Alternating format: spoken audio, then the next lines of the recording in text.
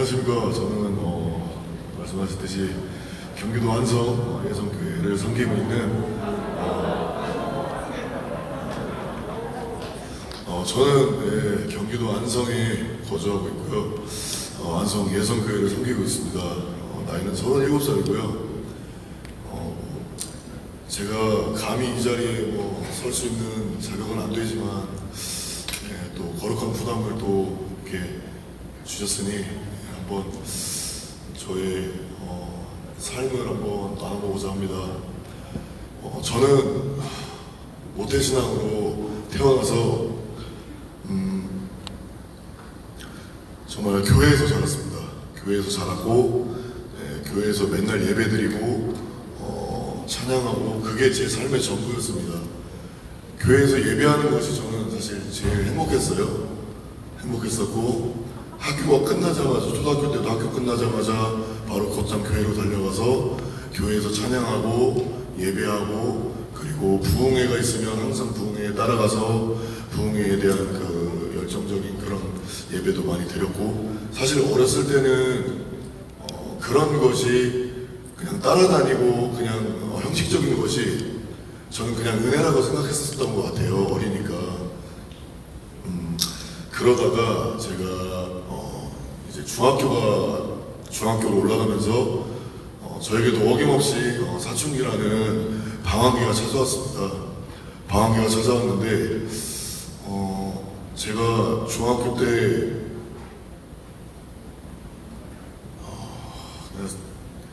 남들 이제 세상 사람들 다 이제 술 담배를 하기 시작했어요.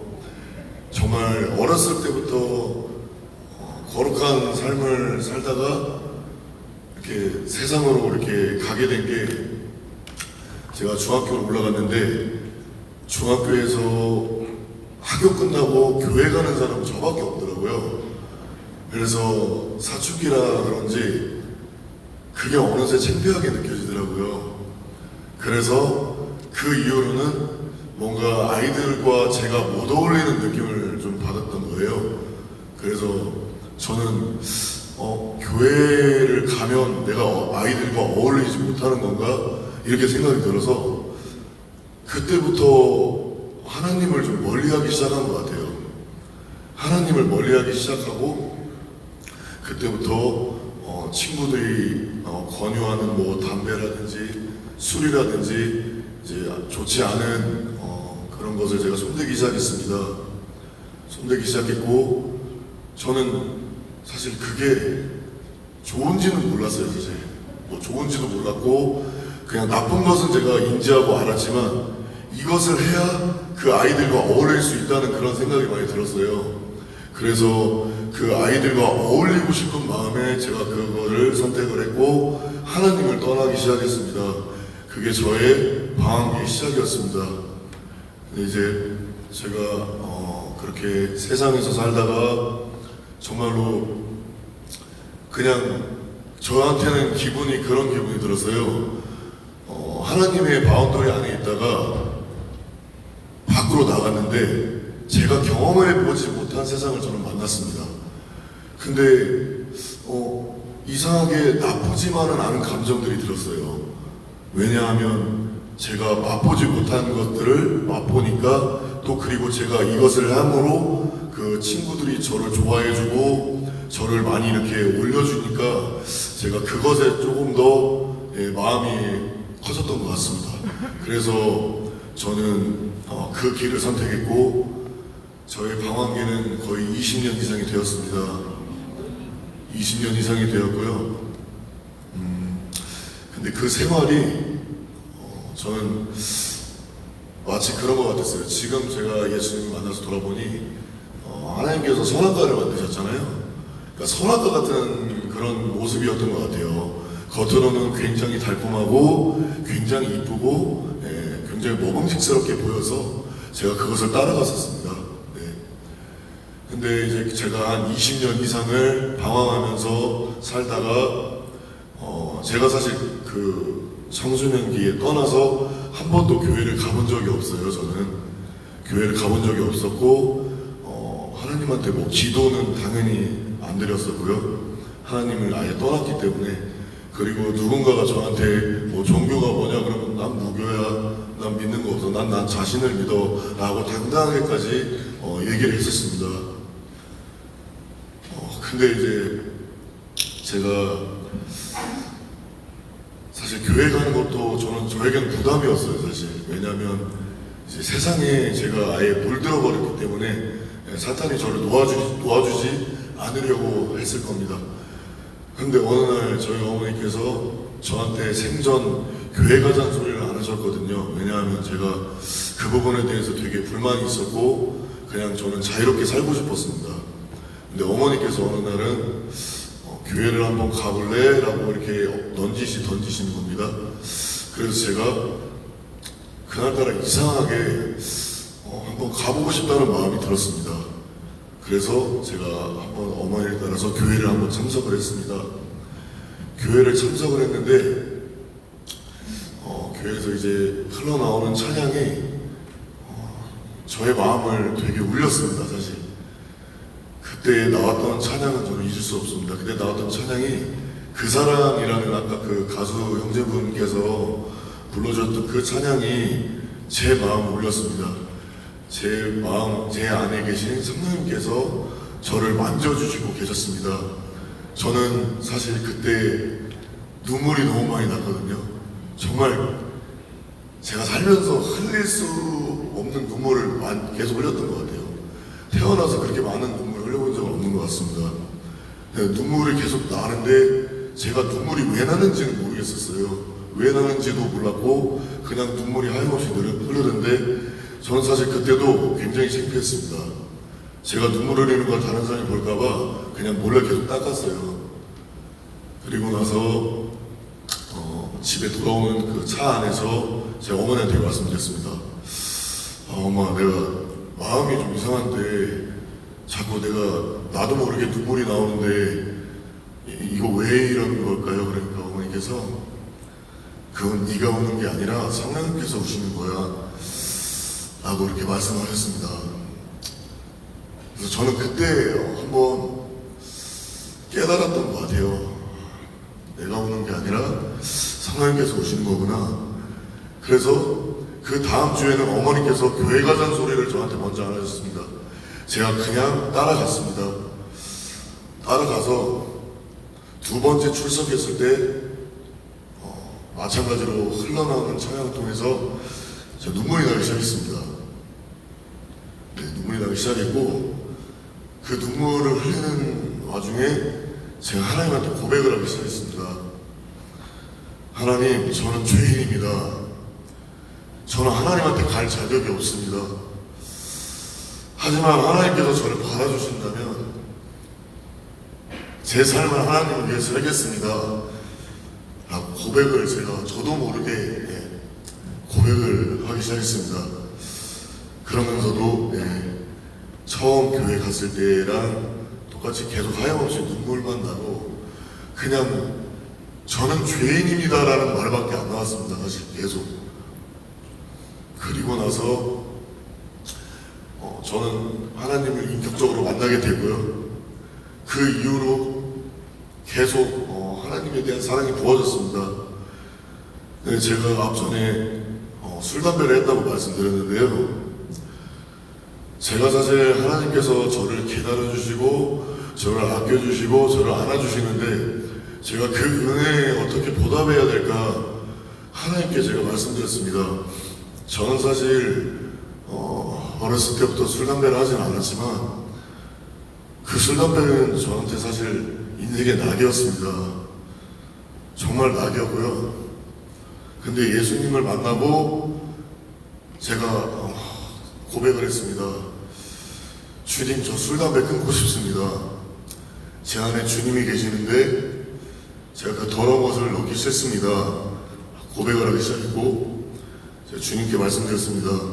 주님, 저 술, 담배 끊게 해주세요. 그리고 바로 다음 날부터 주님께서 끊게 해주셨습니다.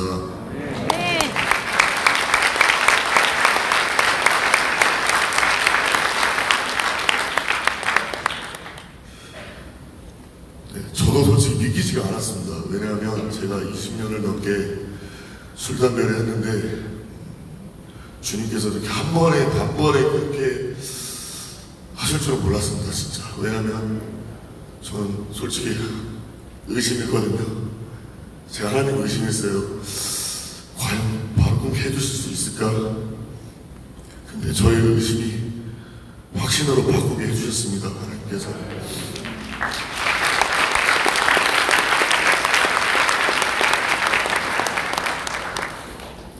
그 뒤로 제가 술, 담배를 끊게 되고 하나님한테 다시 한번 고백을 하기 시작했습니다.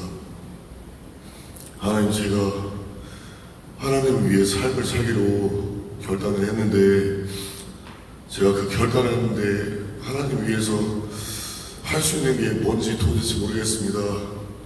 제가 어느 날 거리를 지나는데 거리에서 찬양이 들리기 시작했습니다. 근데 그 찬양이 저를 또 마음을 울리기 시작했습니다. 그래서 제가 하나님께 기도했습니다. 하나님, 그러면 제가 찬양으로 하나님께 삶을 바치겠습니다. 그리고 저는 곧장 서울역으로 달려갔습니다.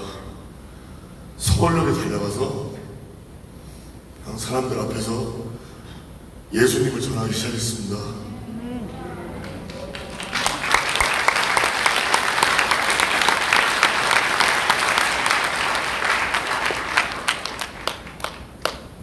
예수님 믿고 천국 가세요, 여러분. 여러분, 예수님 여러분 사랑하십니다. 예수님께서 여러분 절대 포기하지 않으십니다.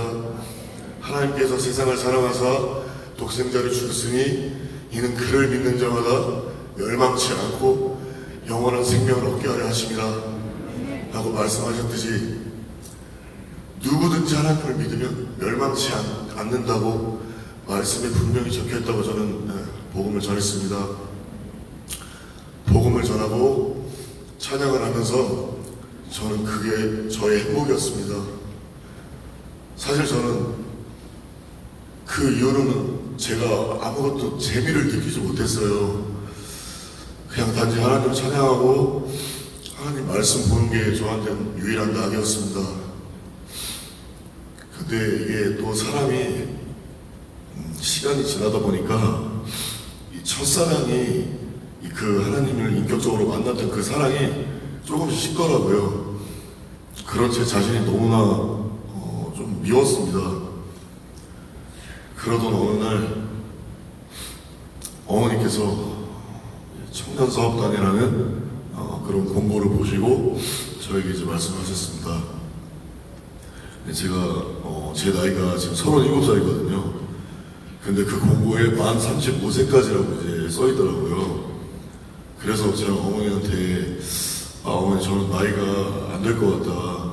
저는 못 갈 것 같다. 제가 가게 되면 민폐 끼치는 것 같다라고 말씀드렸는데 어머니께서 그거는 네가 생각할 게 아니라 하나님께서 알아서 하실 거니까 그냥 가기만 하면 된다라고 말씀하셨습니다. 그래서 그 말에 순종하고 이곳 청년사업단에 오게 되었습니다.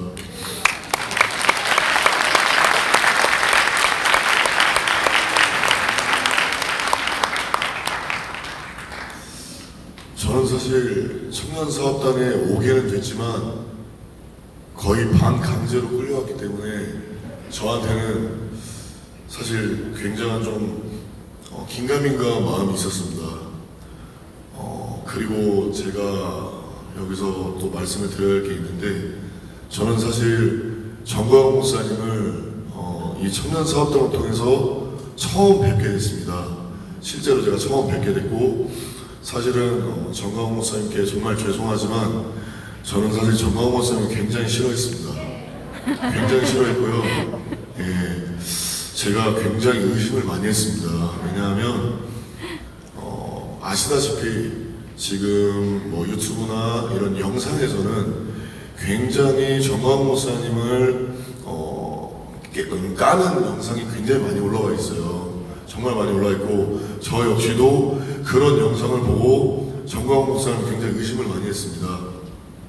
의심을 많이 했고 정말 어머니는 저한테 항상 정광훈 목사님은 대한민국 하나님께서 대한민국 선지자를 세우셨기 때문에 정광훈 목사님 말씀은 굉장히 좋아. 항상 나라를 위해서 헌신하시고 나라를 위해서 애국하는 이 애국자의 모습이 굉장히 열정적인 분이셔라고 말씀하셨는데 저는 거기에 항상 반문을 했습니다.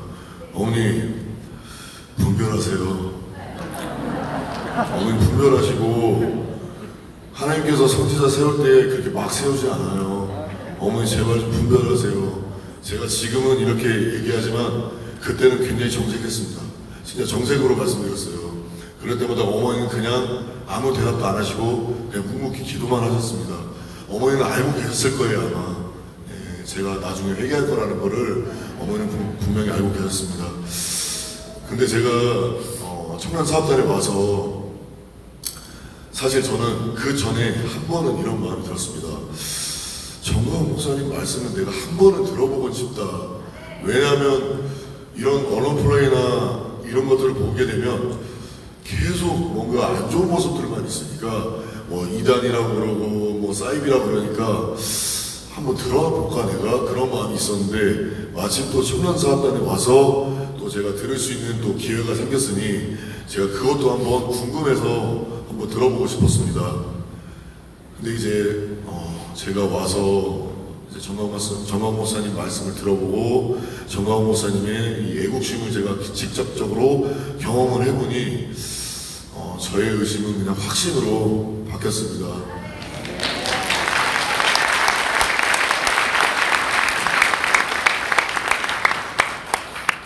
제가 뭐 어떻게 바뀌게 됐냐, 뭐 때문에 그렇게 한 번에 바뀌게 됐냐 의심해서 확신으로 가는데 너한테 결정적인 요소는 뭐냐라고 물어보실 수 있는데 사실 그거는 제가 말씀드릴 수는 없을 것 같습니다. 왜냐하면 그냥 제가 와서 느껴보니 제 안에 성령께서 저를 이끄신 것 같습니다.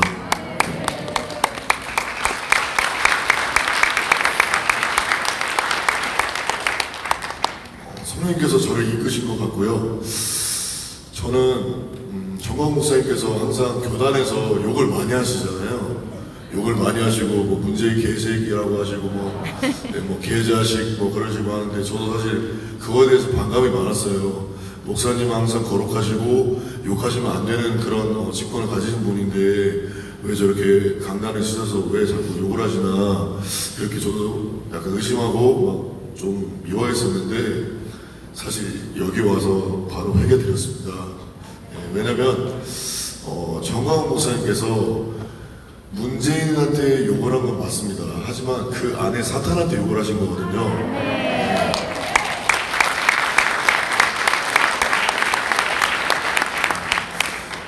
그러니까 제가 와서 정말 느끼고 그 정광훈 목사님의 그 뜨거운 성령님의 그 불타오르심을 제가 느껴보니 그 욕마저 제가 너무 재밌더라고요 이제는.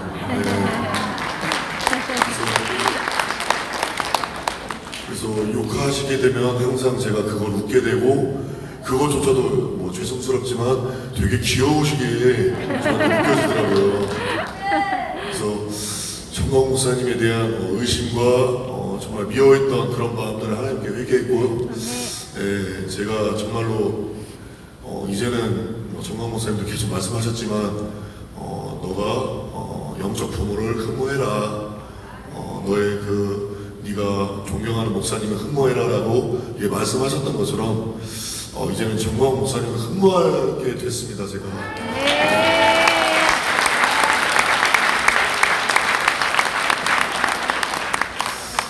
그래서 저희 어머니께서는 전부터 사랑제일교회에 출석해봐라.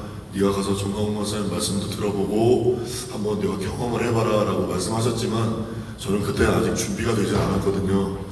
근데 이번에 저한테 확신을 주셨기 때문에 저는 한번 또 말씀을 들어보고 싶어서 이번 주부터 한번 제가 말씀 들어보러 갈 계획이고요.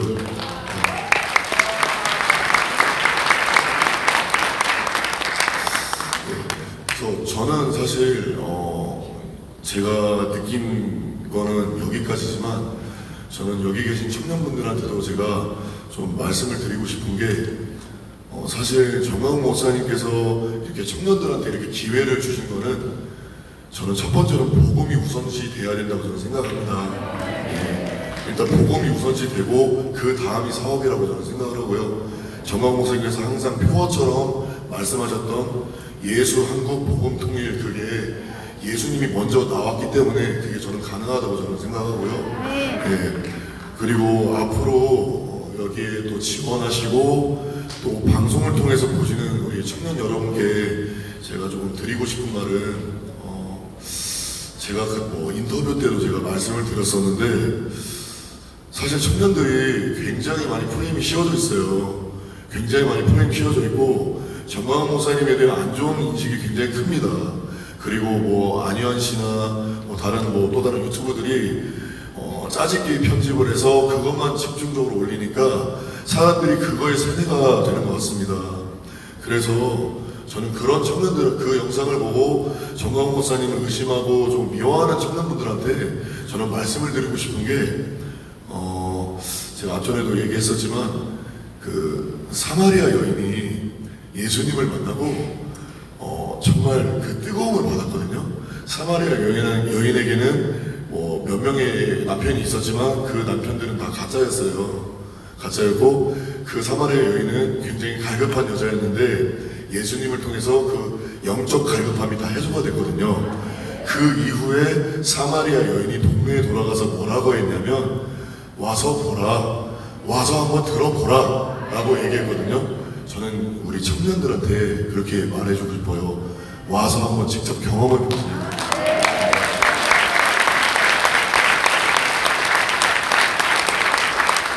와서 직접 경험해 보시고 정광훈 목사님 말씀을 들어보시고 그걸 한번 성령의 그 불을 한번 느껴보셨으면 좋겠습니다. 저는 그런 프렌드를 보고 사실 지금에서야 느끼는 거지만, 이게 사실 계속 영상을 편집해서 짜집게 하는 거는 그 안 좋은 모습만 보여주는 거거든요. 근데 사실 와서 말씀 전체를 한번 보셔야 돼요. 그것만 보시면 안 되고요. 말씀 전체를 보셔야 되고요. 또 우리가 성경을 볼 때도 내가 보고 싶은 부분만 보면 안 돼요. 그냥 창세기부터 요한계시록까지 다 보시고 그거를 이제 말씀으로 보셔야지, 부분 내가 보고 싶은 것만 보면 그건 하나님의 말씀이 아니라고 저는 생각합니다. 그래서 청년분들께서 어떤 판단하시기 전에 정광훈 목사님 말씀하신 거를 직접 한번 오셔서 한번 들어보셨으면 좋겠습니다. 네. 저는 앞으로는 사실 제가 예수님에 대한, 예수님 처음 만났을 때 그 첫사랑 회복이 저는 1순위였어요 사실. 근데 청년사업단 와서 제가 그게 완전 이루어졌어요 사실. 네.